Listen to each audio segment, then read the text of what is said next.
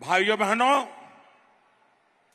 मैं आज एक गंभीर विषय को स्पर्श करना चाहता हूं, क्योंकि मैं आज उद्योग की धरती पर खड़ा हूं और मेरे आदिवासी भाई बहनों के बीच खड़ा हूं। मैं जरा कांग्रेस को, उनके साथियों को, जहां जहां उनकी सरकारें हैं, चाहे तमिलनाडु में हो, केरल में हो, कर्नाटका में हो, तेलंगाना में हो, पश्चिम बंगाल में हो, हिमाचल में हो, मैं उन मुख्यमंत्रियों को चुनौती देता हूं और जरा समझ ले मेरी चुनौती को। ये मेरा पॉलिटिकल स्टेटमेंट नहीं है, ये मेरा चुनावी स्टेटमेंट नहीं है। मैं बड़ी गंभीरता से एक विषय को छेड़ना चाहता हूं और जो मीडिया वाले अपने आप को बड़ा खैरखा मानते हैं, अपने आप को न्यूट्रल मानते हैं, वो जरा इनके मुख्यमंत्रियों को जाकर के सवाल पूछे। ये उनके शहजादे आए दिन उद्योगों का विरोध करते हैं, उद्योगपतियों का विरोध करते हैं, निवेश का विरोध करते हैं। आने वाले दिनों में कौन उद्योगपति उनके राज्य में जाकर के पूंजी निवेश करेगा? उन राज्यों के नौजवानों का क्या होगा?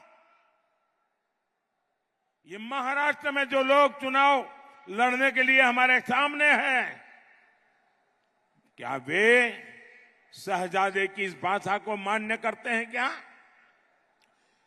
सारे निवेशक जो मुझे मिलने आते हैं वो कहते हैं, साहब हम इन राज्यों में नहीं जाएंगे क्योंकि वहां तो हमारे विरोधी विचारधारा है, निवेश की विचारधारा, विरोध की विचारधारा है, उद्योगपतियों को गालियां दी जाती है। मैं उन राज्यों के नौजवानों को पूछता हूं, जो शहजादे की भाषा को सुनकर के कौन उद्योगपति उन राज्यों में आएगा?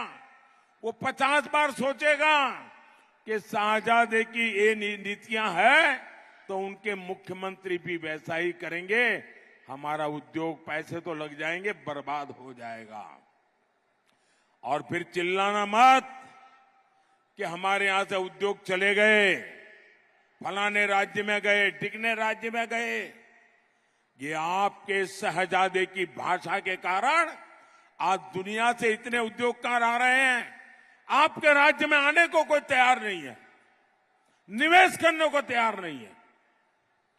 और मुझे, मेरे लिए हिंदुस्तान के किसी भी कोने का नौजवान वो मेरा अपना है। मैं उसके अधिकारों को कोई छीन ले, ये मुझे स्वीकार्य नहीं है।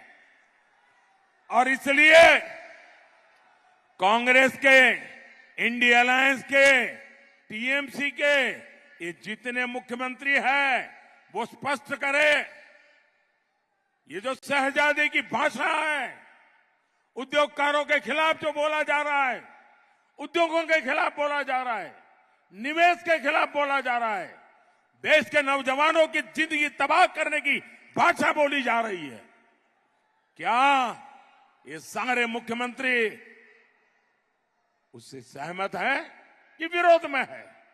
कोई निवेशक उनके यहां नहीं आएगा और फिर दूसरे राज्यों में चले जाएंगे और आप रोते बैठोगे और आपके राज्य के नौजवानों को पलायन करके उन राज्यों में जाना पड़ेगा जहां